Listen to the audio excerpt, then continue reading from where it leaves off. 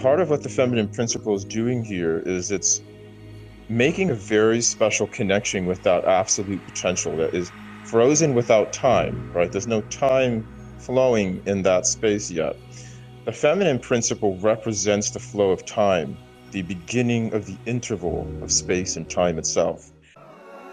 Welcome everybody to the Cardano Army, supporting advocacy, education, and community for the Cardano movement since Epoch 288. Today we're going to cover an exclusive interview from Chef Theodore's recent Twitter space. Come tune in live every Sunday at 11 a.m. Pacific time. We'd love to see you there, guys. It's a great place to hang out and a lot of great conversation. Today we are covering the Mandala Project. The Mandala Project is a cross-media franchise that leverages and promotes the intersection of entertainment, technology, self-transformation via products and services. Very interesting. This is including online games, streaming, TV, graphic novels, social networking. It's a lot of things that they're covering, and I'm so impressed with this project and excited to see where it goes. Now, looking at some of their documentation on their website, which we will link in the description here, I just want to read you off some snippets here of what they are, what the project's about, because it is a lot to wrap your mind around, but man, is it powerful, and I think they are coming quickly, and I think they are going to be here to stay for the long term. Mandala's creative universe is vast, providing endless content, but its story is also relevant to the age and world in which we live, driving the audience to quote-unquote wake up. Ultimately, the Enlightenment Simulator creates a game you live in all the time, making our existing world a game board, your mind the pieces, and the experience meaningful for both you and the world around you. Wow, what a concept. I'm so excited to dive into this. The team behind the scenes is the 13, the OG leaders of the clan. So you guys, the clans is a big piece of this. We're going to dive into that on the interview. So again, giving you cutting edge content. We're going to really dive in and explain very thoroughly from the creators of the Mandala project themselves. When you enter the Mandala, you begin a personal journey through a story that expands your perception of the world around you, incorporates mindfulness, and connects with real-world events. Okay, so before we play the interview, tell me what you guys think in the comments. Are you excited about the Mandala project? Which clan do you want to align with? Chef Theodore is a fan of the Butterfly clan, and you'll hear in this interview, as am I. Check it out. We've put links in the video description for the project, so you can read about the roadmap and kind of get some clarity on this. And now let's hear from Chef Theodore in this exclusive interview with the Mandala Project.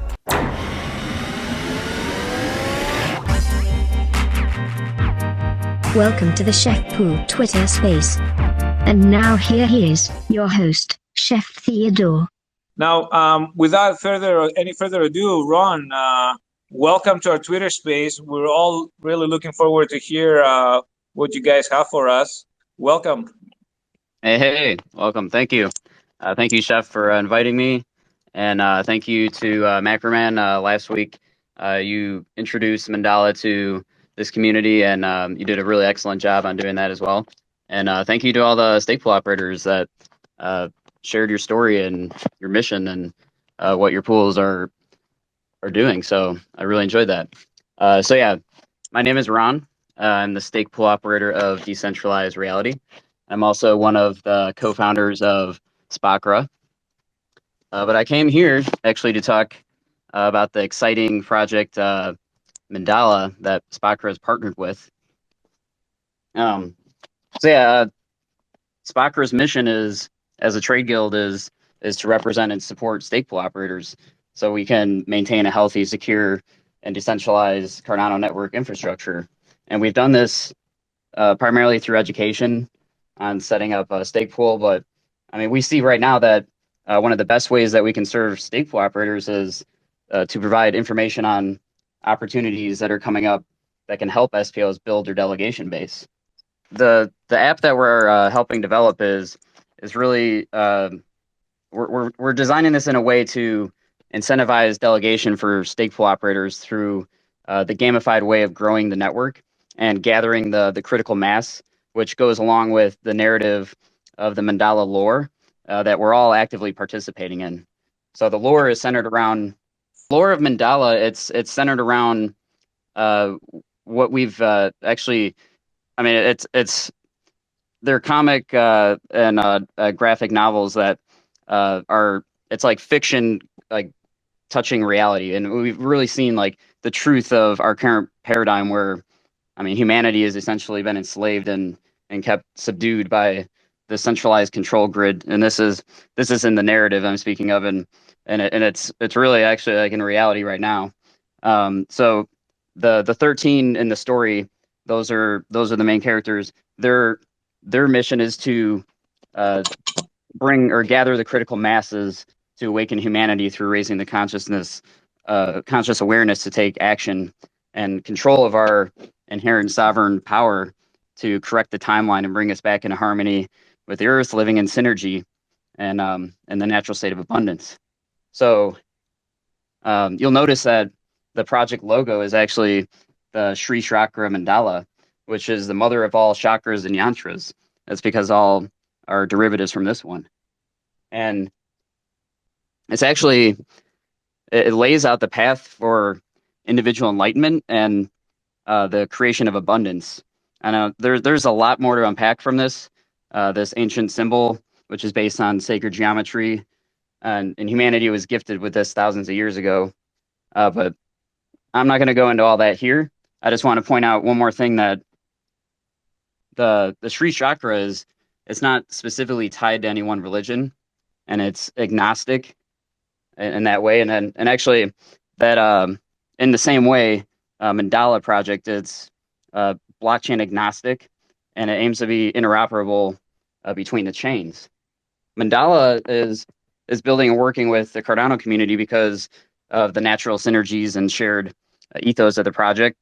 And that's really like enabling all to have access to financial tools and enable individuals to realize their sovereign identity in a decentralized, permissionless manner. If you haven't had a chance to check it out yet, look at if you go to the Discord, or if you look at the website in the blueprint, you can see that the clans are based on the 12 animal totems, which represent the clans in the narrative. And so each one of these is like a subset of ways that we can use our talents to change the world for the better.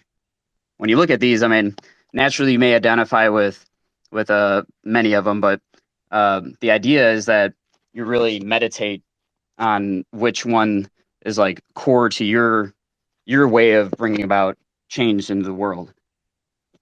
And you might have already seen people declaring which clan they're aligning to and identifying as their sovereign identity.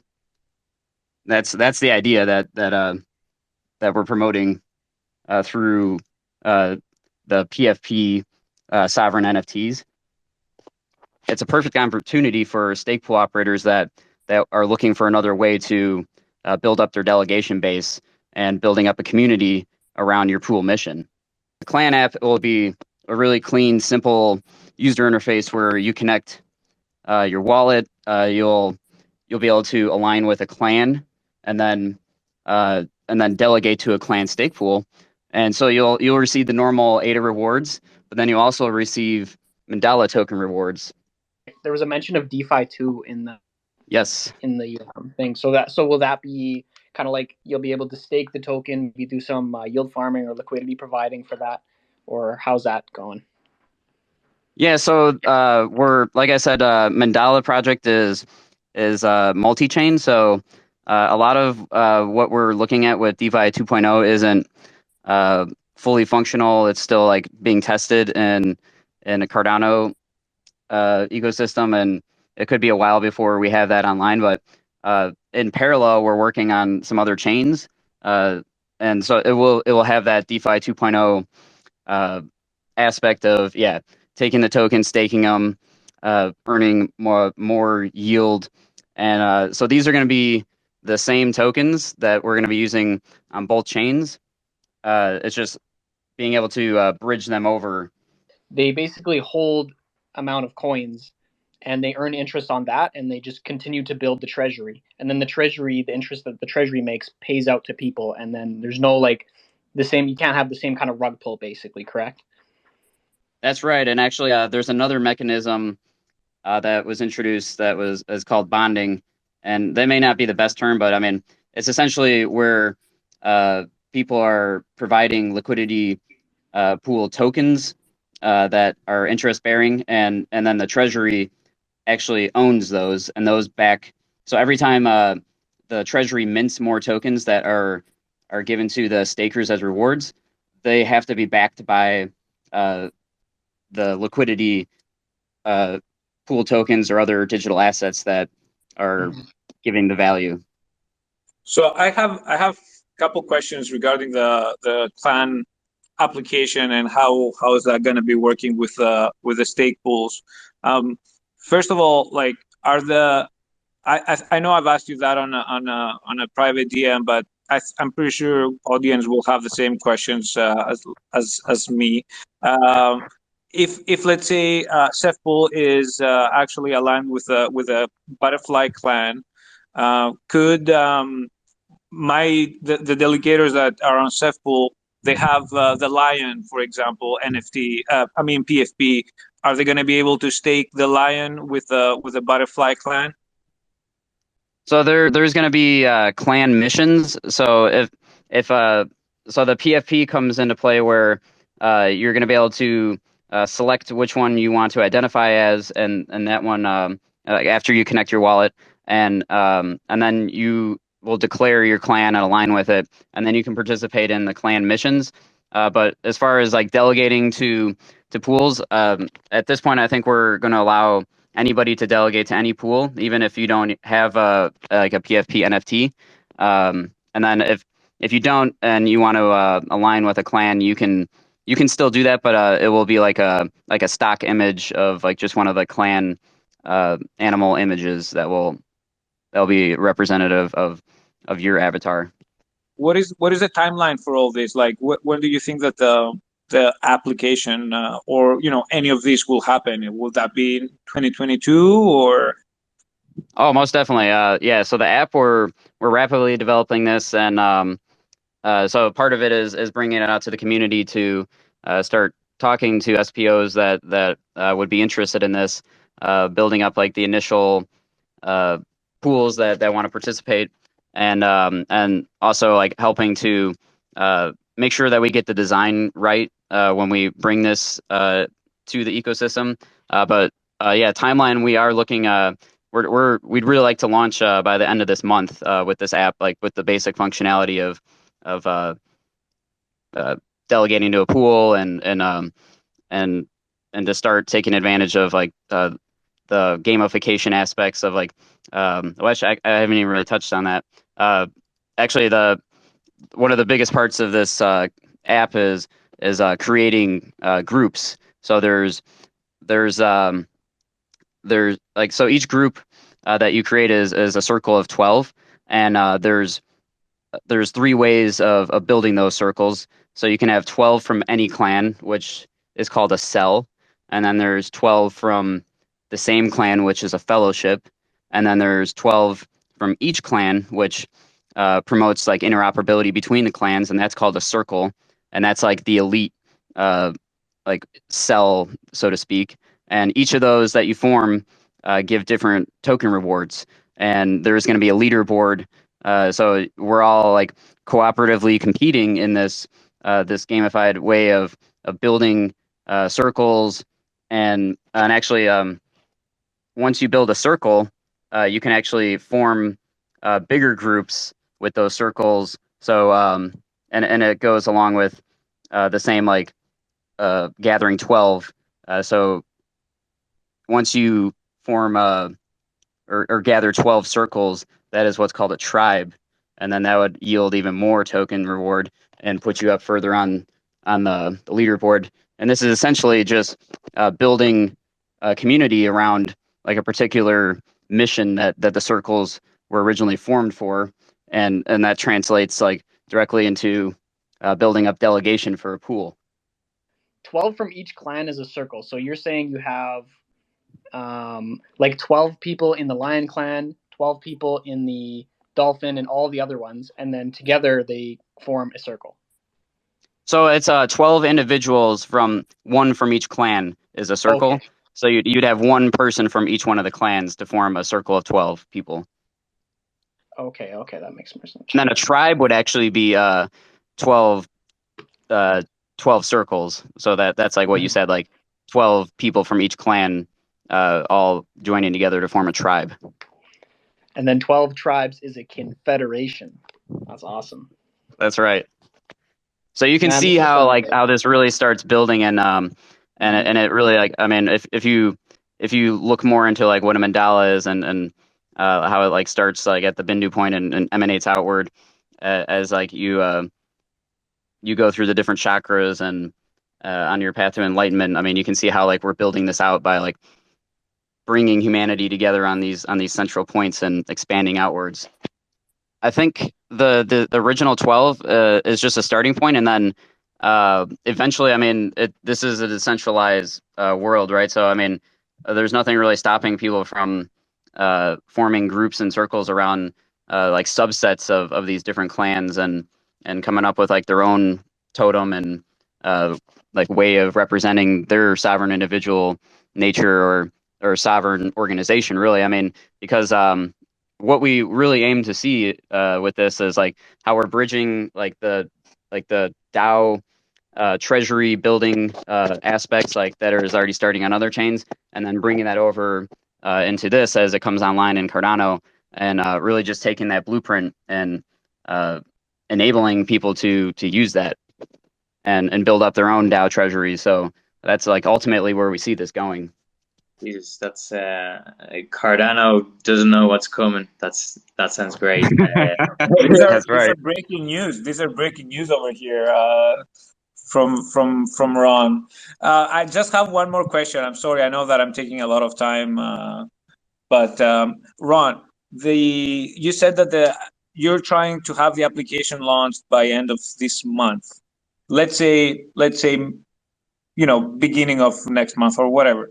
We don't really mind about that, but is there going to be a token launch at the same time or something like that going with that? The token launch, yeah. So when we launched this app, we'd have the token launched. So that's like we're working on a lot of things in parallel right now, and we're in discussions with some of the groups and Avalanche and some other chains, and we're really like we're narrowing down what we want for the tokenomics. We want to make sure that we do this right, so we're bringing in all the right people to understand and make sure that we do this in a responsible way that it's going to promote like the best outcome in the ecosystem. I think what I wanted to just kind of reflect on is, for myself, I know when running a stake pool started, right? When I started running a stake pool and being an operator and taking on a community and sharing with everyone what the mission is and gathering momentum, I look at what that day looks like, right? What am I doing? I'm promoting the mission. I'm sharing, I'm educating with the community. I'm doing videos, spending a lot of time on Twitter, connecting with new delegators, right? Building up membership inside of Telegram groups. So those are all the activities that a stake pool operator like myself are engaged to help build delegation. All of a sudden, here comes this new gamified way. This is what's blowing my mind about the Mandala Project is not only is this a route and a pathway to learning more about ourselves and how to collaborate and work together as a global community, how to embrace diversity and come from that sovereign center that we all come into this world with, where our true power and beauty is. It's also a way to kind of start looking at how the gamified space is going to also be another place that we can go to help build loyalty and delegation with our stake pools. From a business perspective, we now get to enter this Mandala universe and start to build relationships with other sovereigns, start to build clans, start to be on missions, and somehow all of that activity translates to more delegation and hopefully more loyalty for the pool. So there's, I'm not surprised at all that Spocker is partnered here. It's aligned with this. because it's a win-win, right? We get to bring a fun way to build your business and start building some of that loyalty, and start bringing more stability to the small pool operator group, right?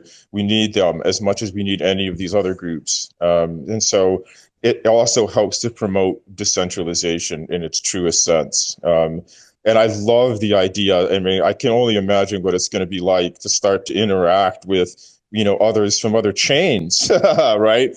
I can just see, having clan missions with some group over there in Avalanche, or even a clan war. I'm sure there'll be some of those. So it'll be a fun place to vent out our frustrations also, but in a collaborative way that unites us and brings us toward the common vision that crypto has, right? To push power to the edges and ultimately to flip the narrative of poverty that we have on this planet. What spiritual place does this hold with you guys? We understand that even there are government agencies that have not been a fan of bringing enlightenment to the masses, as some members of your community have tried to do in the past. So if you could elaborate on that, I think it would be a great value for everyone on the call. Yeah, definitely would love to. That's a great question, Justin. It's certainly a big part of this space, using and working with a symbol, a yantra, in this case, the Sri Yantra, also known as the Sri Chakra. It brings a lot of significance. That symbol is very old. One of the stories that I follow is the story of the way that the Sri Chakra was given to humanity, from divine origins, as we understand it. And it was specifically given to us, as a pathway to the liberation from the bondage of time, something that we know as karma, right? That force that exists here in this universe that brings us back into the field of time in a cycle, usually to learn something new, to weave a new story, to heal a wound perhaps from a previous life, and to be of value and of service to those around you in the life that you're in. So the usage of the mandala here in this space is very significant. It is something that is capable, just by looking at it, just by meditating on it, it naturally draws our attention and focus to the center where the bindu is, right? And encoded in the geometry is a balance of masculine and feminine principle, right? So from the mandala perspective, from the Sri Yantra's perspective, what we have there are 4 triangles that are upward facing. That represents the masculine principle. And we have 5 downward facing triangles that are the feminine principle, okay? Those 2 balance each other out, and then you have one left over, that one in the center. That one in the center represents, in our body and in the science of the chakras, it represents ajna, the third eye. And the third eye is associated with our capacity to envision each other, to envision love, to envision divinity, and to have connection in that way. So part of what's happening with the mandala is it is also a tool. It's a vehicle that helps us to envision a world where we are all competing for our own personal best version, to express our own fullest potential, and to have a pathway that empowers us in that process, and in also how we are empowering of each other. So that's part of what this whole metaverse is about, is creating a community that organically builds itself from its own sovereign identity, from its own sovereign self. And so that for me is where the spirituality is, right? That the spirituality is the way that the space agnostically embraces the diverse origins that we all bring here to the table. All of these skill sets, our own personal humanity, our humility, our compassion, and our love for the things that we care most about in this life. So here we are, right? We're creating a space where we get to come together with these principles, be guided by them, supported by them, and in the case of the mandala, have a focal point that helps lead us in that direction of our own personal sovereignty. I think that's one of the powerful things about this specific yantra, is that it's working from within us. It's actually an inside job coming from deep within our center and our core and expressing itself outwardly to the world and to others. My personal hope is that as a tool, as a vehicle, as a container for the transformation of consciousness, what we'll hopefully start to see more of, this is my own personal prayer here, is what I'm hoping to see more of is less of that greed and self-interest and kind of self-indulgent aspect that we bring. We all have it, right? I know I speak for myself that it's a natural part of being human. And at the same time, now more than ever, I see the need to be more world-centered, to take the abundance that we are given, that we have right now in our lives, the gratitude that we have, and to expand on it and to share it with others around us, so that we can expand on that abundance and create that world that we're dreaming about. So that's, to me, the spirituality. It is a very empowering symbol. It is very intricately connected to how we are, in my view, and understanding how we're created, how the universe actually comes to be, how it starts from a place that, I guess, to get a little esoteric with you guys, and say anyone has a comment or a question, please jump in. Imagine that there's a time and space where our experience is frozen. There's an absolute potential for all things that can be to be, but there's no time. That's the masculine principle as being held, and that's being held in the bindu of the Sri Yantra. The rest of the movement that we see moving from the bindu outward is the presence of the feminine principle. Part of what the feminine principle is doing here is it's making a very special connection with that absolute potential that is frozen without time, right? There's no time flowing in that space yet. The feminine principle represents the flow of time, the beginning of the interval of space and time itself. So the universe is born and created from the time interval that the feminine principle is introducing. It is the play between those two, and many would say the symbol is also holding divine union, divine love, and compassion, in addition to unity and abundance. It's holding all of the mother archetypes that are nurturing, supportive, and ultimately giving everything that you need to become exactly who you are and the best version of yourself.